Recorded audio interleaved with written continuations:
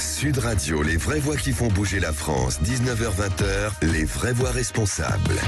Merci d'être avec nous, 19h05. Ce soir, les vraies voix responsables. Philippe, c'est un véritable hommage que nous allons rendre ce soir à nos élus locaux. Les maires, on dit bien M-A-I-R-E-S, oui, bien entendu, dont le mandat devient sans doute l'un des plus compliqués à accomplir entre leur quotidien, les violences dont ils sont victimes, la baisse des dotations de l'État, la suppression de la taxe d'habitation, l'intercommunalité, l'explosion des factures d'énergie et plus simplement leur statut, leur mandat devient, comme on dit, une véritable profession de foi. Et pourtant, les maires sont des élus de proximité par excellence, quotidiennement au contact de la population, et c'est sans doute la raison pour laquelle ils sont les élus préférés des Français pour près de 75% d'entre nous. Le maire s'est imposé comme une figure incontournable face aux crises. Ils sont cependant de plus en plus nombreux à dénoncer l'usure, la fatigue, le découragement, le manque de moyens et parfois le mépris de l'État. Et puis la France compte aujourd'hui 34 955 communes pour les 101 départements français. Et avant de recevoir dans quelques minutes David Lisnard qui sera avec nous, président de l'AMF, l'association des maires de France et maires de Cannes, nos invités aujourd'hui, Jean-Philippe Dugouin, qui est Dugouin Clément, maire de Mennecy. Bonjour, merci d'être avec nous. Bonsoir. Vous êtes maire dans l'Essonne et vice-président de la région Île-de-France de Studio, et vous êtes présent ici bien sûr avec nous. Et François Delugal, on met le cap au sud-ouest, maire du Tech, ville de 7500 habitants, c'est-à-dire la moitié de Mennecy, sur le bassin d'Arcachon, et trésorier de l'association des maires de France. Bonsoir François Delugal. Bienvenue. La première question qu'on voulait vous poser, Jean-Philippe Dugouin Clément, est-ce que finalement, on le disait tout à l'heure, c'est une profession de foi, est-ce que finalement, c'est encore une vocation d'être maire aujourd'hui ? Faut que ce soit une vocation. Enfin, vous faites pas ça comme un métier, vous allez pas pointer quand vous êtes maire, c'est pas quelque chose d'ordinaire. Maire, c'est pour moi le plus beau des mandats. C'est le plus beau des mandats parce que c'est le seul qui est complet, dans le cadre duquel on peut avoir quasiment une clause de compétence générale, dans le cadre duquel on porte des projets de la conception à la mise en œuvre, et au fonctionnement du projet. C'est un mandat où on a encore un contact direct avec les concitoyens et où bien souvent, d'ailleurs, on prête beaucoup plus de pouvoir que ce qu'on a. Après, c'est un mandat de première ligne. C'est un mandat qui est un mandat sous pression en permanence. Quand vous êtes maire, vous avez le téléphone à côté du lit, vous dormez avec le téléphone. H24, vous avez 7 jours sur 7, H24, une pression. Ça crée un manque quand vous n'avez plus cette pression. Mais c'est le seul mandat où vous avez ça. Quand vous êtes conseiller départemental, régional, président ou vice-président d'intercommunalité, ça n'existe pas. Et cette pression, ça vient aussi du fait, probablement, que c'est le seul mandat qui aujourd'hui parle véritablement français. Moi, je suis conseiller régional, je suis très modeste là-dessus. François Delugal, justement, maire du Tech sur le bassin d'Arcachon, c'était une vocation de devenir maire. Comment ça vous est venu ? La vocation, c'était pas de devenir maire, c'était l'engagement, de changer la vie de mes concitoyens. Et parce que je considérais dans ma commune que elle n'était pas gérée comme il fallait, parce qu'il n'y avait pas les équipements, parce que ça correspondait pas à la demande de la population. Et c'est dans un second temps que la solution, c'était de devenir maire, ce que je suis devenu en 1989. Donc je suis maire depuis longtemps, j'ai vu toute l'évolution de la société par rapport aux élus et aux maires. Mais oui, c'est un sacerdoce, pour reprendre un terme qui correspond à une autre activité.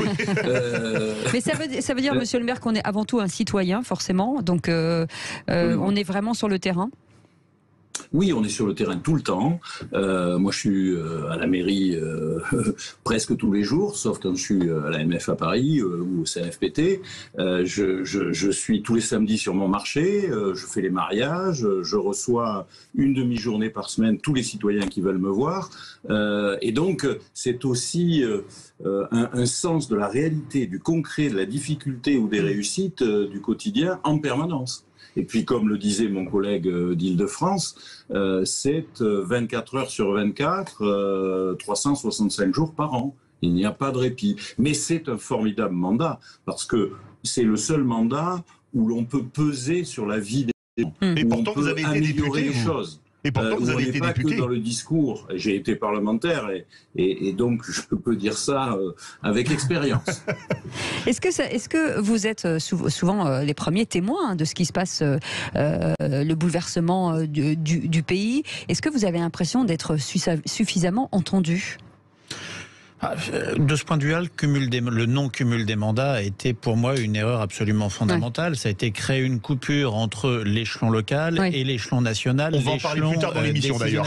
Mais c'est une rupture qui est fondamentalement grave, qui a été faite, je pense, parce que c'est quelque chose qui correspondait à un mouvement d'opinion, qui était assez poujadiste. Il y a trop d'élus, ils servent à rien, ils sont trop payés, on va leur taper sur la gueule, on va réduire les indemnités, réduire le nombre, ça passe assez bien. La réalité, c'est qu'il y avait une vraie cohérence à avoir une expérience locale et les pieds dans le local. Quand vous avez des générations de parlementaires qui n'ont jamais été élus locaux, vous êtes des gens qui ne connaissent pas la vraie vie, qui ne savent pas comment ça fonctionne. Hors sol, oui, enfin on peut utiliser beaucoup d'expressions. Vous savez, s'il y avait une réforme à faire aujourd'hui, c'est pour moi que vous ne puissiez pas exercer un mandat national si vous n'avez pas exercé déjà un mandat local.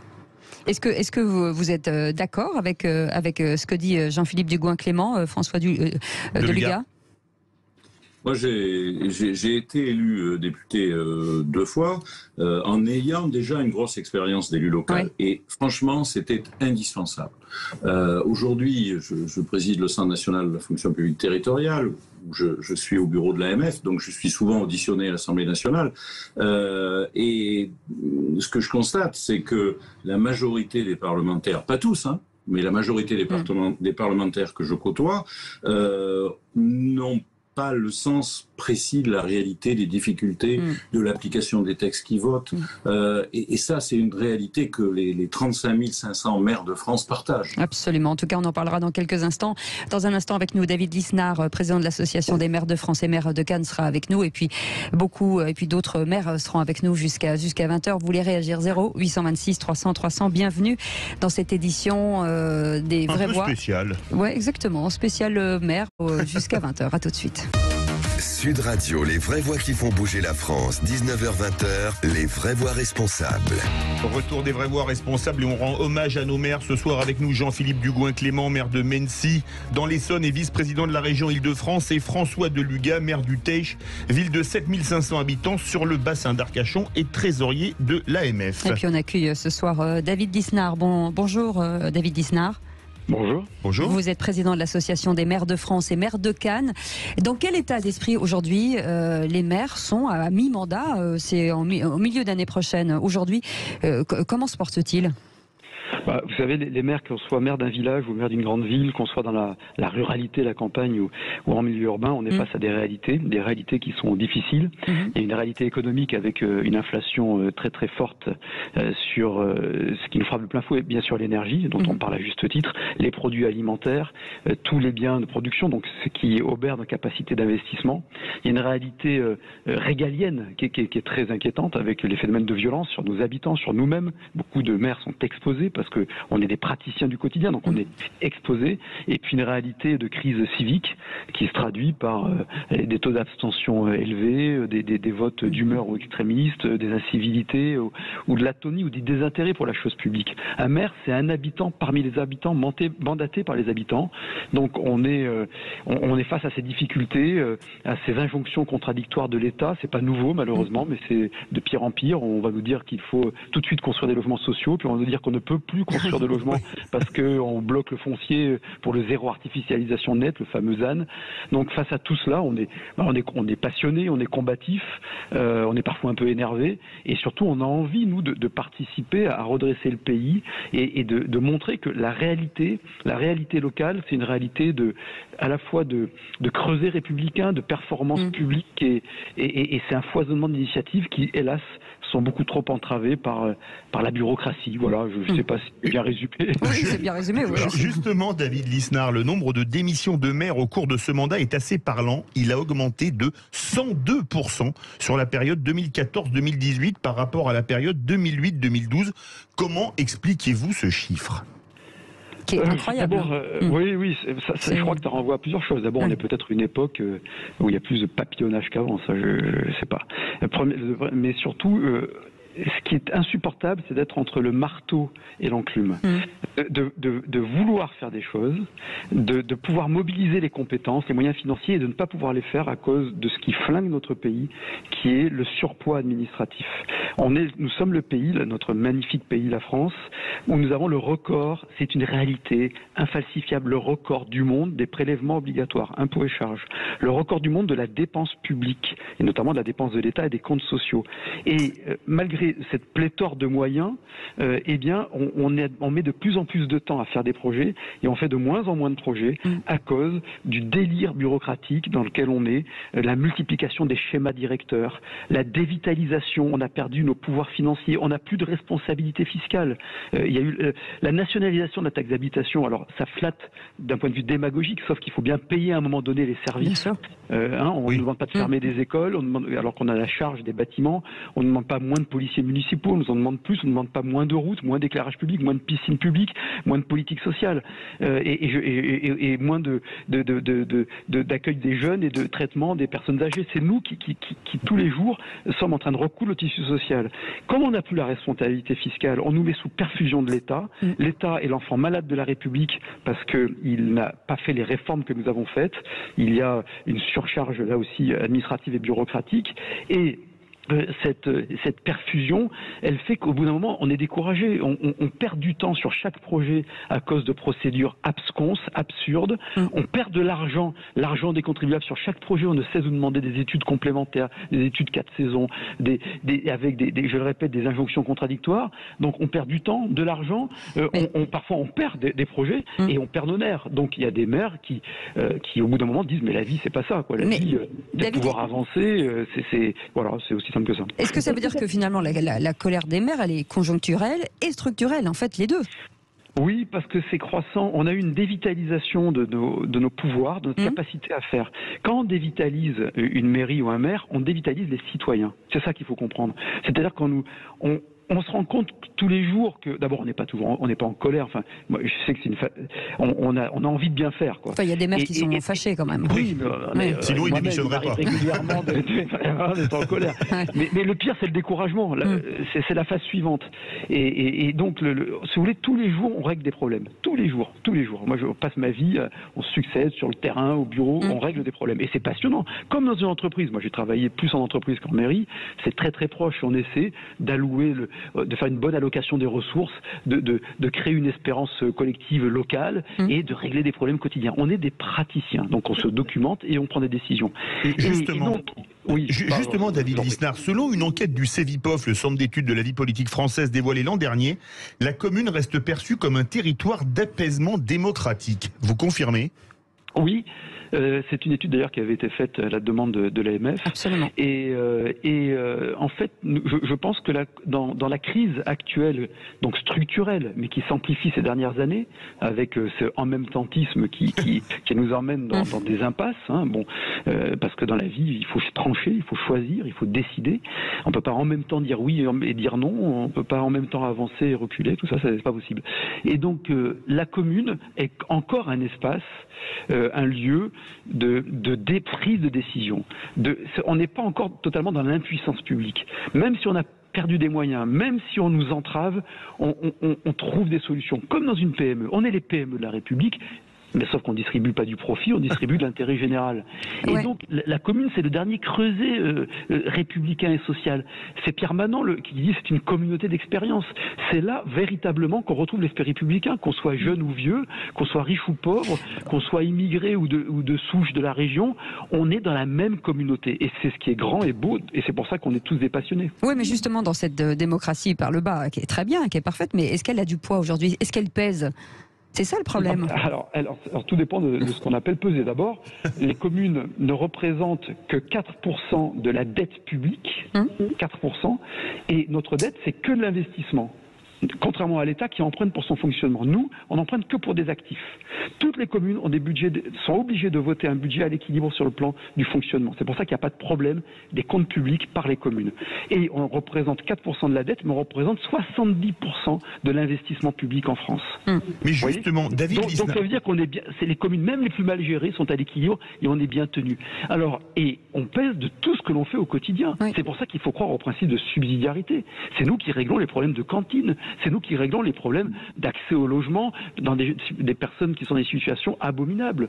Donc on pèse de notre expérience quotidienne et de nos actions concrètes. En revanche, on est dans un pays centralisé où des technocrates parisianistes ont oublié parfois la réalité du terrain, ou ne l'ont jamais connue d'ailleurs. Justement, David Lisnard, est-ce que finalement, près de 35 000 communes, ce n'est pas trop pour la France, puisqu'il y en a 10 780... Mais non, on parle en vrai, puisqu'il y en a 10 795 en Allemagne pour 83 millions d'habitants et 7 904 en Italie pour 60 millions d'habitants.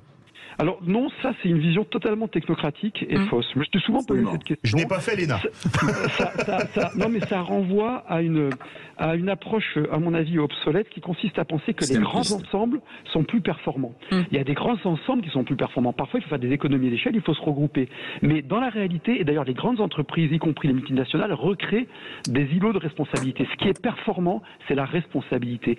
Ce qui rend responsable, c'est quand on sait qui décide de quoi. Et les maires, ils décident. Et ce qui rend responsable, c'est la proximité.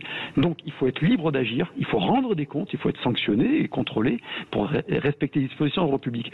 Je vous donnais des chiffres tout à l'heure. Quand on prend le total de la dépense publique, la moyenne européenne, puisque vous dites des chiffres, la moyenne européenne, c'est 39%, le dernier rapport de la Cour des comptes l'expose. Les collectivités territoriales représentent 39%, c'est-à-dire 40%, on va dire, de la dépense publique en Europe. En France, on représente moins de 20%.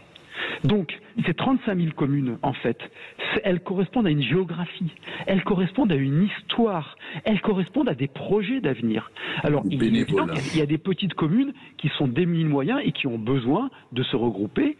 L'intercommunalité y répond ou pas, parce qu'elle a... Oui, mais tout le monde parle de fracture territoriale aussi avec l'intercommunalité. Mais je vais vous répondre aussi là-dessus. Oui. Mais on a aussi créé les communes nouvelles. La commune nouvelle, c'est une émanation des maires. C'était Jacques Pélissard qui l'avait créé et ça a réduit de 780 le nombre de communes en France. Mais s'il n'y avait plus les mairies, s'il n'y avait plus les maires dans tous nos villages, qui y aurait-il ? C'est ça la question que je vous pose. Qui s'occuperait de la place du village? Qui s'occuperait du marché? Qui s'occuperait de refaire venir un buraliste? Personne. Parce qu'on désignerait des fonctionnaires et au bout d'un moment, par rationalité et injonction administrative, on les remettrait dans la ville-centre. Ce qui a accentué les fractures territoriales, c'est la dévitalisation du pouvoir des communes. C'est ça qui a accentué les fractures territoriales. C'est le fait de faire des schémas directeurs surtout, de tout prévoir dans des appels à projets de l'État, dans des appels à manifestation d'intérêt, de tout mettre dans des silos. Alors c'est pas forcément compréhensible, il faut le vivre pour le voir. Mais dès que vous redonnez de la responsabilité aux maires, tout de suite, il y a un foisonnement d'initiatives et on réduit les fractures territoriales. Il est habité, notre président de l'Association des maires de France. Merci beaucoup. Merci beaucoup, David Lisnard.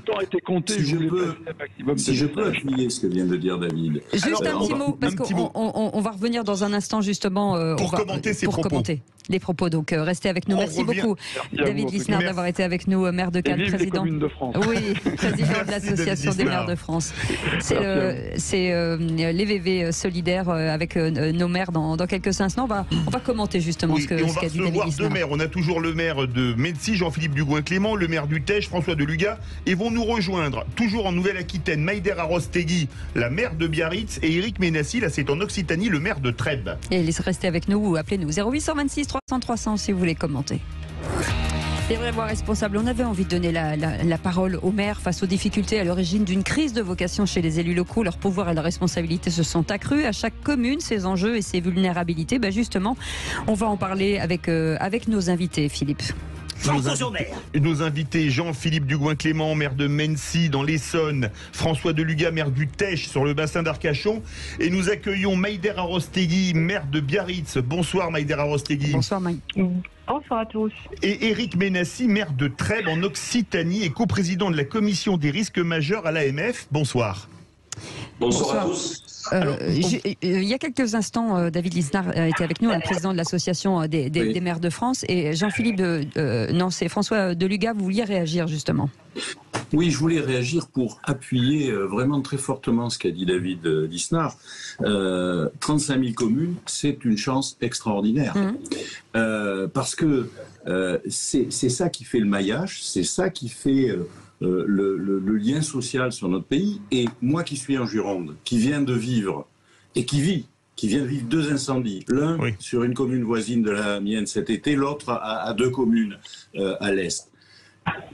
Qu'est-ce qui s'est passé? Les pompiers ont fait un travail remarquable, mais la logistique, l'hébergement, la nourriture des pompiers, l'organisation des apports des lits, l'hébergement des personnes évacuées, qui croyez-vous qui s'en est occupé? Ce sont les communes, ce sont les maires, ce sont les conseillers municipaux, ce sont les bénévoles. 35 000 communes, ce sont 500 000 bénévoles. Très peu d'élus sont indemnisés au niveau des communes. Ce sont des bénévoles. Et ce sont des bénévoles qui se dévouent sans compter. Si nous regroupions, si nous faisions les fusions, nous aurions une disparition de tous ces bénévoles, de toute cette proximité que demande la population. Et c'est pour ça que c'est extrêmement important de rester à ce niveau de communes. Regardez ce qui s'est passé aux régions, aussi en termes financiers, c'est important. La fusion des régions, on nous a dit ça va amener une réduction des dépenses. C'est l'inverse qui s'est passé. Oui.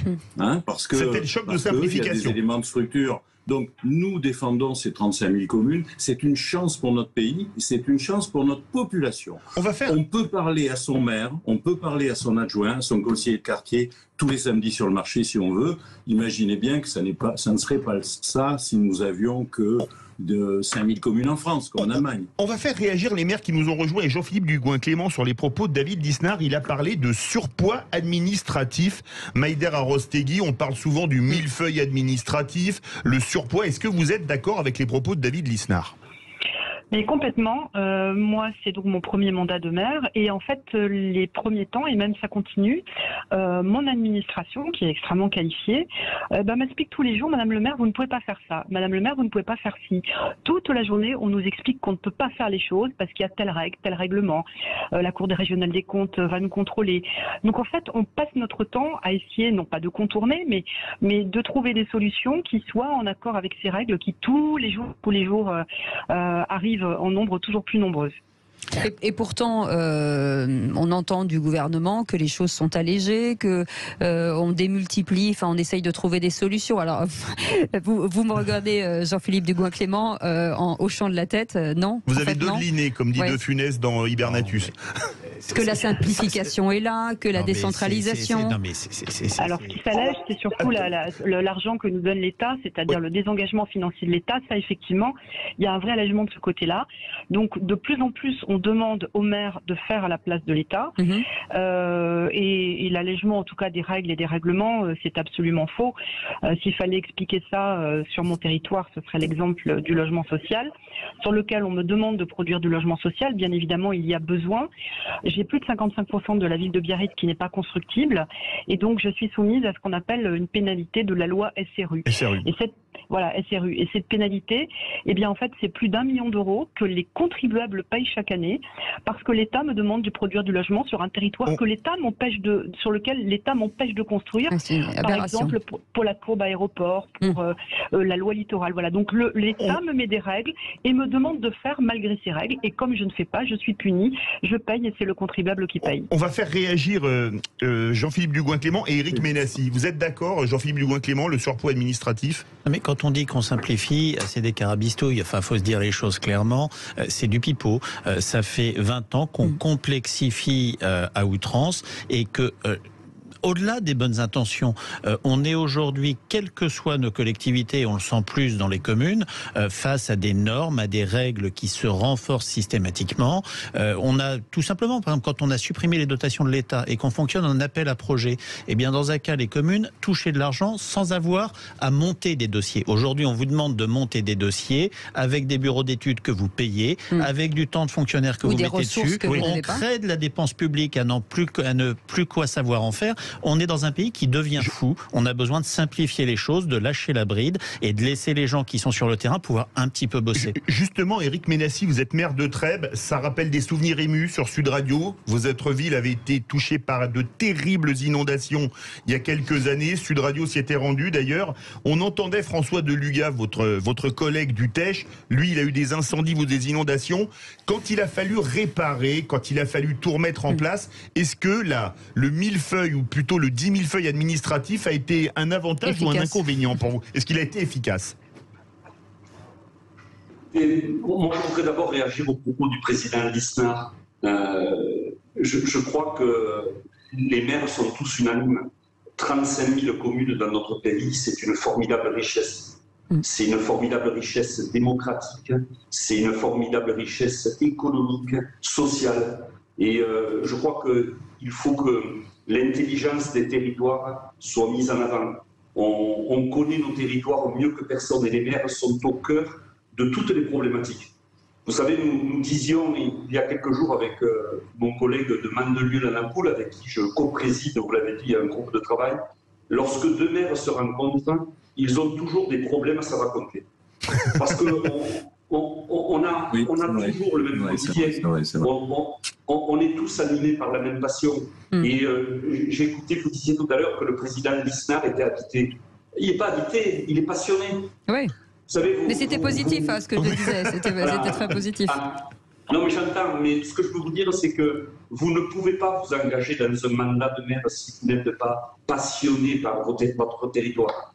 Et je crois qu'au-delà de toutes les problématiques qui sont réelles, je crois que cette passion, elle nous permet d'être encore plus forts et d'avancer. Pour répondre à votre question sur la reconstruction, mon collègue l'a dit, c'est terrible lorsque vous vivez une épreuve comme des incendies ou des inondations. Vous vous inscrivez dans le temps long. Et vous devez à la fois expliquer à vos concitoyens que la résilience, c'est aussi une résilience du territoire. Nous ne pourrons plus vivre demain comme nous le savons vécu pendant des décennies, ne serait-ce que par rapport à des dangers d'inondation ou à des dangers de feux de forêt, mais aussi c'est la capacité que nous avons à reconstruire financièrement. Et sans un État fort à nos côtés, et sans un État qui permette de nous revitaliser, nous les collectivités, et d'avoir suffisamment de moyens pour travailler, c'est plus possible. Oui, mais les appels à projets ont été évoqués. Vous savez, la DGF baisse depuis le début des années 2000. C'est la dotation globale de fonctionnement, c'est les aides de l'État aux communes pour les auditeurs. Pardon ? Et je disais que c'est la dotation globale de fonctionnement, c'est les aides de l'État aux communes pour les auditeurs qui ne le savent pas. Oui, cette DGF a baissé depuis le début des années 2010 d'une manière très importante. Elle s'est stabilisée depuis quelques années. Mais vous imaginez que cette DGF en baisse, c'est de l'investissement local qui est en berne. Notre travail à nous, les maires, c'est d'investir localement. C'est de faire en sorte que tout ce que nous pouvons récupérer, nous le remettions dans l'économie locale. C'est ça notre travail aussi. Eh bien, restez avec nous, avec tous nos invités. On continue, on fait une petite pause. Merci d'être avec nous, merci de votre fidélité aux vraies voix. Vous pouvez commenter 0826 300 300, vous attend au standard. Vous avez peut-être des questions à poser à nos maires. Il y a tellement de choses à leur dire et tellement de remerciements, bien entendu, pour ce travail accompli et cet engagement au quotidien dans les territoires français. En tout cas, 0826 300 300, les vraies voix responsables. C'est jusqu'à 20h. À tout de suite. Et ils sont responsables, en tout cas, ils font un travail formidable. Les maires, c'est à eux que nous nous adressons aujourd'hui. François Deluga, maire de Tech, la société évolue, les citoyens aussi. Il y a cette montée, finalement, de l'exigence du citoyen, c'est-à-dire qu'il paye des impôts, il veut du résultat. Oui, enfin, sauf qu'ils en paient de moins en moins à la commune. Oui. Mais ils veulent de plus en plus de résultats. Voilà, on est dans cette contradiction absolue et on a beaucoup de mal à se faire entendre nationalement par le gouvernement ou par les médias. On nous a supprimé la taxe d'habitation. Oui. Bien. Aujourd'hui, Monsieur le maire nous annonce qu'il veut nous supprimer l'impôt économique. Il nous reste que le foncier. Toutes les communes n'en ont pas, nos forcément. recettes se rétrécissent. Et même s'il y a compensation de l'État, vous savez tous que c'est un marché de dupes. C'est-à-dire qu'on compense la première année, puis après on n'y touche plus, et donc il n'y a plus de dynamique. Et en même temps, nos concitoyens nous demandent plus de proximité. plus de services. Et puis, la population française, elle augmente. Par conséquent, on a besoin de créer de nouveaux services, de nouvelles maternelles, de nouvelles crèches, de nouvelles écoles, de nouvelles salles de sport. Simplement, l'État resserre peu à peu et reprend le pouvoir et remet en cause la décentralisation que les hauts fonctionnaires de l'État n'ont jamais acceptée depuis 1982. Les choses sont aussi claires que ça aujourd'hui, d'autant que ce sont les technocrates de Bercy qui ont pris le pouvoir au plus haut niveau de l'État. Justement, Maïder Arostegui, vous êtes maire de Biarritz, la mutation des foyers de l'urbain ou du périurbain vers la ruralité, ça a créé des tensions, notamment sur la côte basque, non ? Alors, on était déjà sur un marché de l'immobilier, enfin du logement en règle générale, qui était déjà très très tendu. Et là, évidemment, ça a explosé. Donc, on a l'arrivée d'une nouvelle population, on va dire CSP++, et combiné à, on va dire, des investissements sur la location saisonnière de type Airbnb, on est aujourd'hui dans l'incapacité de fournir du logement aux jeunes, aux classes moyennes, et ce sont celles qui travaillent. Et bien aujourd'hui, je ne peux plus les loger. Elles sont obligées d'aller de plus en plus loin. Et je n'ai pas malheureusement les moyens de répondre en nombre suffisant à ces demandes. Oui. Éric Mensib, vous êtes maire de Trèbes. Aujourd'hui, justement, l'exigence de vos administrés, la violence qui va parfois même jusqu'à la violence, est-ce que vous l'avez subi? Ou la menace? Non, mais j'ai une pensée particulière en tant que président d'une association départementale pour tous mes collègues violentés, agressés, que ce soit des violences physiques ou des violences via les réseaux sociaux. On est très attristé par cette société, cette dérive qui prend pour cible les élus de la République. Et je crois que mes collègues sont unanimes sur le sujet. Il faudrait que le législateur soit plus ferme et nous permette un accompagnement qui soit intransigeant avec des violences qui sont inacceptables. Aujourd'hui, nous sommes en première ligne d'une société qui est dans une souffrance terrible pour certains de nos concitoyens. Et comme vient de le dire mon collègue, on nous demande une exigence et le lien avec l'impôt, nous le perdons peu à peu. Donc comment voulez-vous mettre en adéquation cette exigence légitime de nos concitoyens avec des moyens qui sont systématiquement revus à la baisse? Donc nous devons d'être dans une démarche pédagogique permanente, nous devons d'être au plus près de nos concitoyens, mais encore une fois, je crois qu'il faut être intransigeant avec les violences faites aux élus. Parce que lorsqu'on touche l'élu, on touche à la République et il faut que l'État soit intransigeant à nos côtés. Justement, Jean-Philippe Dugoin-Clément, vous êtes élu dans l'Essonne, qui a une partie rurale. Il y a eu beaucoup d'affaires de violence dans l'Essonne, des quartiers difficiles, la Grande Borne, Grigny, Viry-Châtillon, etc. Périurbain, urbain. Est-ce que les maires, vos collègues, vous les connaissez tous ou presque dans votre département, est-ce qu'ils parlent de ces violences, verbales ou physiques, dont sont malheureusement de plus en plus victimes les maires? Alors déjà, moi je ne veux pas faire pleurer sur les maires là-dessus. La violence est de plus en plus forte et de plus en plus forte sur tout ce qui touche l'autorité. On peut parler des forces de l'ordre, on peut parler des pompiers, on peut parler des enseignants, on peut parler des soignants, des élus en général, et on est logé à la même enseigne. Et il y a une dérive de la société vers une violence, un refus de ce qui représente l'ordre de plus en plus fort. Et on en est victime comme d'autres. Les violences, selon l'AMF, c'est plus de 47% en 2001. En 2021, en 2021, c'est presque 1200 élus qui ont subi des violences. C'est-à-dire plus de 3 par jour. 3 agressions, injures ou autres par jour.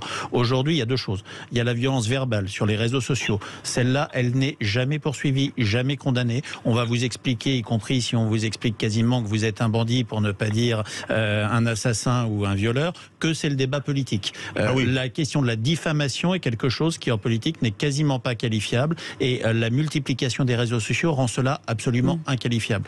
La question de la violence contre les élus, on la retrouve partout, en zone rurale, en zone urbaine, et c'est quelque chose d'assez général. Et aujourd'hui, moi je pense, et je rejoins mes collègues, la République doit protéger ceux qui s'engagent pour elle. Mais ce qui est vrai pour les élus locaux ou nationaux, c'est vrai aussi pour tout ce qui représente la République partout dans les territoires.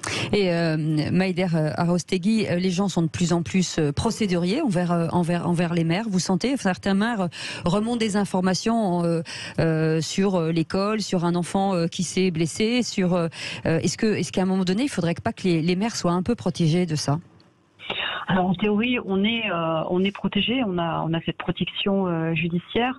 En ce qui concerne la ville de Biarritz, je suis désolée, je reviens toujours sur le thème du logement, mais nous on a beaucoup de procédures plutôt sur la question du logement, sur la question du recours, puisqu'on essaye quand même de produire du logement pour tous, et que le voisin qui voit se construire un immeuble même de toute petite taille, il fait systématiquement un recours.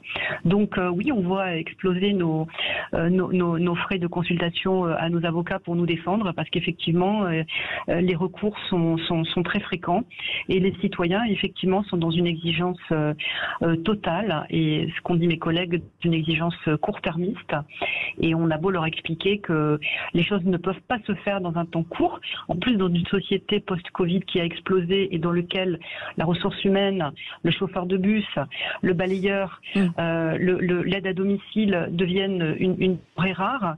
Eh bien, c'est vrai qu'aujourd'hui, on se sent démunis pour mener à bien notre mission, même si on est passionné, habité, et que tous les jours, on va en mairie avec l'envie de servir nos concitoyens.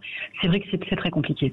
Et quelle relation vous avez avec les préfectures ou les députés? Je ne sais pas qui veut répondre. On parlait du cumul, on a 2 minutes, on parlait du cumul des mandats tout à l'heure. Est-ce que c'est quelque chose, vous qui êtes là tous les 4, est-ce qu'il faut remettre en place ce cumul des mandats? Moi, je pense qu'il faut avoir le courage de revenir sur ce qu'était une réforme idiote, imbécile et dysfonctionnelle. On a affaibli les députés, on a affaibli les communes et on a fait dysfonctionner la République. On ne peut pas diriger un pays uniquement sur une logique poujadiste et anti-parlementaire. Vous êtes d'accord avec ça? On va tous vous faire réagir. François Deluga, sur le cumul des mandats, rapidement chacun.